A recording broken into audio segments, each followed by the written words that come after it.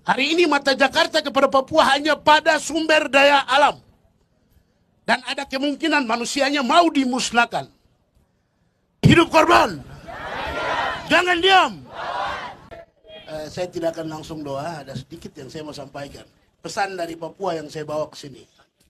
Oke, kawan-kawan. Hari ini kami telah saksikan bersama yang menjadi presiden adalah pelaku pelanggaran HAM.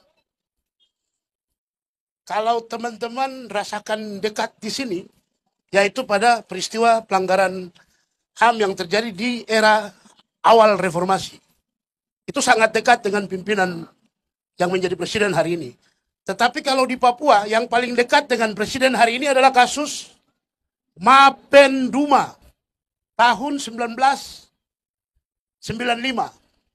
Di situ Pak Presiden yang kemudian bertindak sebagai komandan operasi.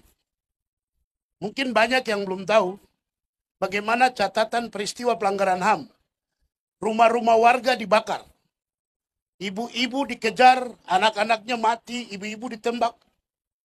Sampai gereja dan rumah-rumah warga dibakar. Itu semua adalah catatan pelanggaran HAM yang dilakukan ketika Presiden hari ini menjadi komando pembebasan Sandra tahun 1995.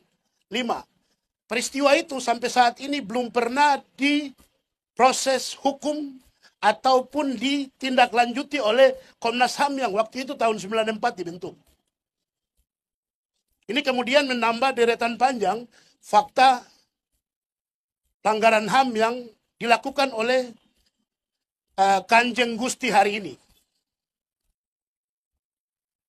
Nah, kita semua tahu kemarin di Monas telah dideklarasikan 5 batalion infanteri yang bertugas khusus untuk mengawal bahkan melaksanakan proyek strategis nasional pangan di tanah Papua. Pertama di Merauke, kedua di Bovendigul, ketiga di Kerom, Kabupaten Kerom, keempat di Kabupaten Sarmi, dan kelima di Kabupaten Sorong. Teman-teman kalau bayangkan peta Papua, itu ada di bagian selatan, bagian utara, dan bagian barat. Itu artinya militer hari ini akan ada semakin banyak di tanah Papua. Dan artinya pelanggaran HAM akan terjadi.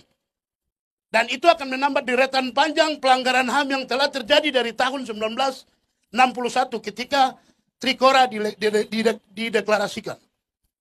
Trikora dalam sejarah memori pasionis orang Papua itu adalah fakta agresi militer Indonesia terhadap Papua. Berikutnya dari tahun 1969 sampai dengan tahun 1999 reformasi itu adalah fakta kejahatan terhadap kemanusiaan melalui operasi militer yang dilakukan. Dari tahun 1999 dan ketika otonomi khusus sampai hari ini di tahun 2024 itu yang terjadi di sana adalah kejahatan terhadap kemanusiaan dan kejahatan perang. Hari ini teman-teman lihat pengungsi tidak pernah dibicarakan oleh Jakarta. Jumlahnya sudah lebih dari 50.000 lebih. Yang ada di setiap daerah yang di situ akan dicanangkan proyek strategis nasional. Hari ini mata Jakarta kepada Papua hanya pada sumber daya alam. Dan ada kemungkinan manusianya mau dimusnahkan.